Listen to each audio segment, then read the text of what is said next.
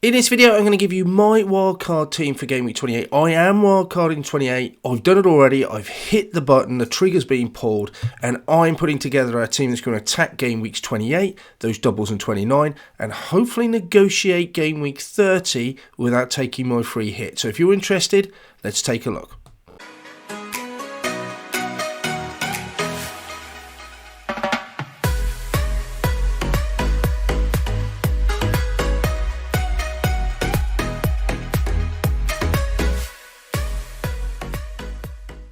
Hi Fantasy Managers, welcome to FPL Team Talk. So on this video I have already explained that we're going to do a wildcard team for 28. We've done quite a few in the past, free hit drafts, wildcard drafts. This one, I'm not going to lie, I am taking painstaking details and analysis for, because I've pressed the button already. I'm definitely wildcarding for 28. I've dead-ended my side for 27, so I've literally committed to doing it now. I think it's the right time to commit and to chase those points, attack those doubles for 28 and 29. If I can position it right, I think I can get through game week 30 without the free hit being used, which then gives me 2 free hits for the rest of the season. My aim is to obviously improve my rank. I'm inside the top 100k. I want to do better than that. So, if you enjoy this video, give it a like. Don't forget to hit that subscribe button because there'll be updates on this wildcard throughout the week. There's crucial events and cup ties that will take place that will affect our decisions, game week 30 in particular, and how we position for that. So, hit the bell so you get the notifications. In the meantime, let's have a look. So I've hit my wildcard button. It is activated. This is my plan and why I'm doing it now. I've managed to get through game week 27. So from a personal point of view, and this is all team dependent. It seems cliched and I probably hate hearing it, but everyone's team's different. Game week 27, I've managed to get through without free hitting. Didn't need to wildcard 26. Improved my rank, so I'm in quite a nice position at the moment. Double game weeks for 28 and 29. Both of them have got double game week fixtures. I really want to attack them now. I was able to dead end my side, therefore being able to get through 27 without free hitting. The plan is that if I can negotiate this 28 and 29, hit those double game fixtures hard, I hopefully can also plan to get through game week 30 without free hitting again, giving me 2 free hits for the rest of the season. How am I going to do that? Well, as we know, there's 6 teams doubling in 28, 6 teams doubling in 29. Possibly there'll be another 2 in 28, with Chelsea almost certainly having to play an extra game in 28. Possibly we think against Leicester. 8 double week game week players I have in this preliminary draft for game week 28. 6 for 29. 5 are going to play in 30. That's crucial. Obviously the caveat to this is in my first draft for my wildcard team is that later on this week when the 5th round of the FA Cup gets played, we will know the quarterfinal draw and who will be playing in game week 30 for definite. When we know that, I can then start to plan the players that I want and the teams to target in my side. But in the meantime, I've got to put my wildcard together and I've got to have some clear idea and direction I want to go, non-negotiable players. So that is where I'm going and that is what I'm doing here now. Firstly, in goal, I think I've got to go Saar. He's a little bit unlucky up until now, I think, but in the last couple of fixtures, he seems a really competent keeper. I do really like him. Bit unlucky not to get 2 clean sheets, or 1 clean sheet in the last match against Arsenal. A double game week with that own goal obviously hurt a lot of people, but great fixtures in 28. Crystal Palace and Watford at home, even in 30, when they do play, they have leads, so that looks quite nice. The other one is he dovetails quite nicely with Ramsdale. It's difficult to get a keeper to play a double game week in 29 who's got nice fixtures. Brighton and Sanchez, but again they have difficult fixtures. Leicester and Liverpool don't look great fixtures. The other choice was Dubravka, but I just don't know if I trust that Newcastle side. I think I trust Arsenal a little bit more.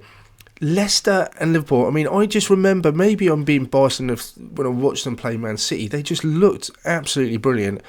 So I think Arsenal are a bit more resilient than they have in the past. I quite like that fixture there. I'm not 100% set. I think Sar's definitely going to come in and I want a double game week fixture keeper and I've got the budget for it in 29. At the moment I'm plumbing for Ramsdale.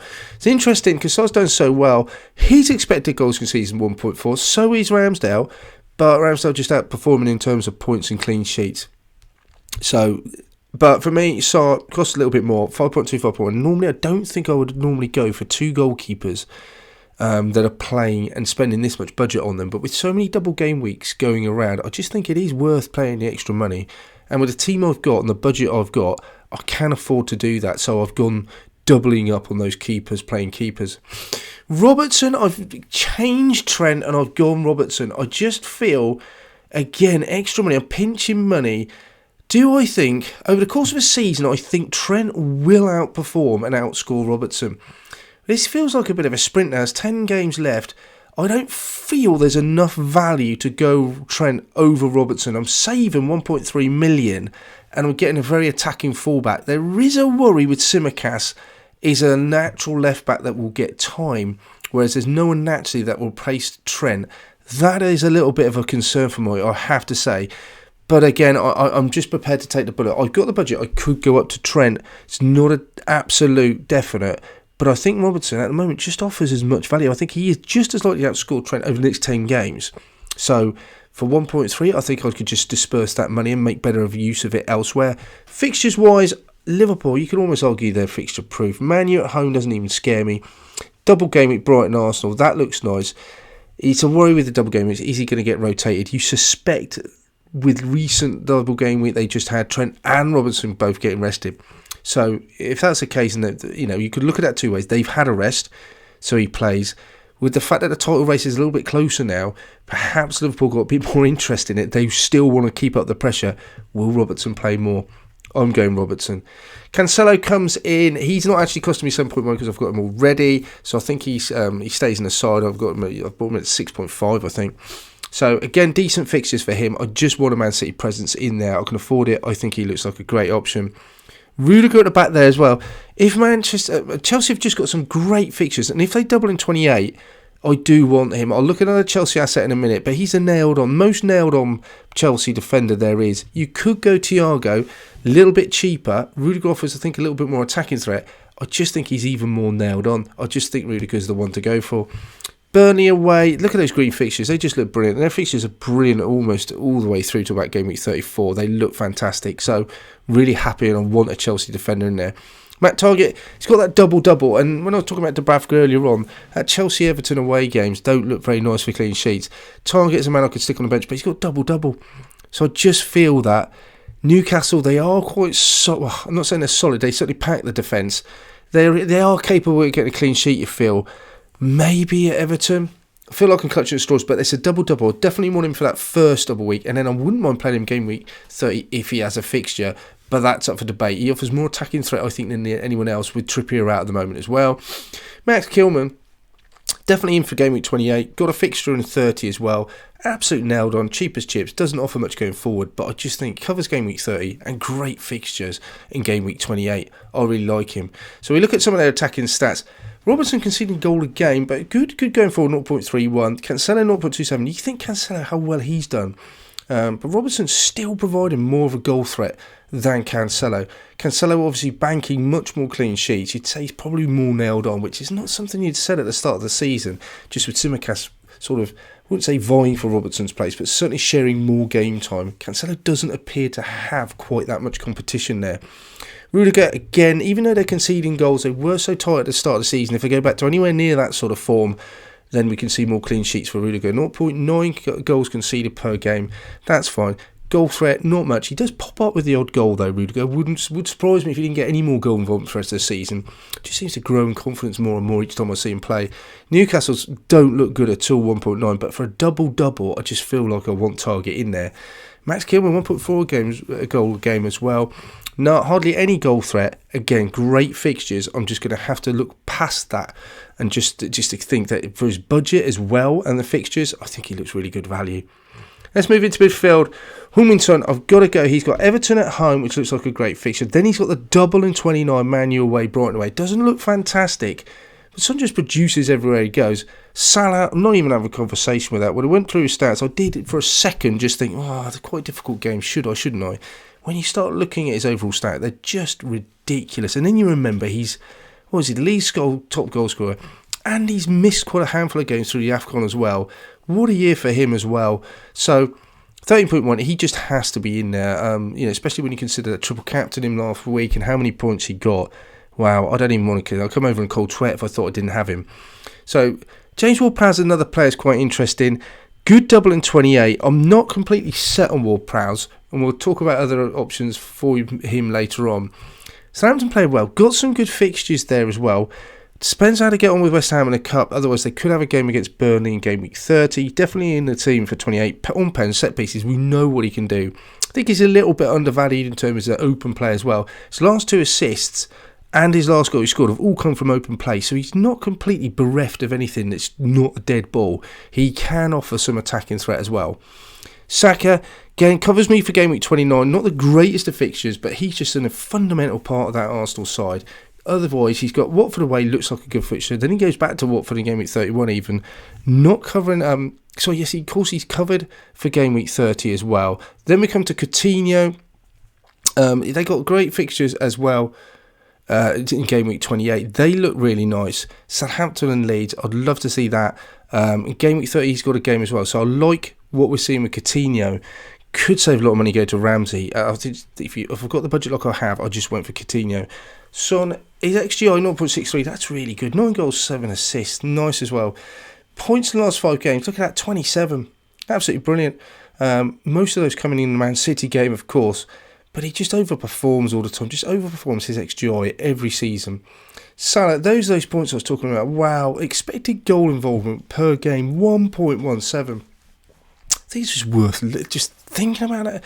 Every game he plays in, he is expected to get at least 1 goal involvement. That's what you expect from him. Average points per game, 8, just over 8 points a game. Absolutely phenomenal from Salah. Ward-Prowse, 25 points, so he's just 2 behind Son in the last 5 games. 6 goals, 4 assists, 0.33, decent. Remember, you're paying 6.5, half the price of Salah, but you're getting slightly more than half the points. Saka, 23 points in the last 5, 7 goals, 5 assists, 0.53, good attacking threat. Coutinho, 29, surprised me a little bit. Same sort of attacking threat and goal expectancy as Saka, 7.3, a little bit more expensive.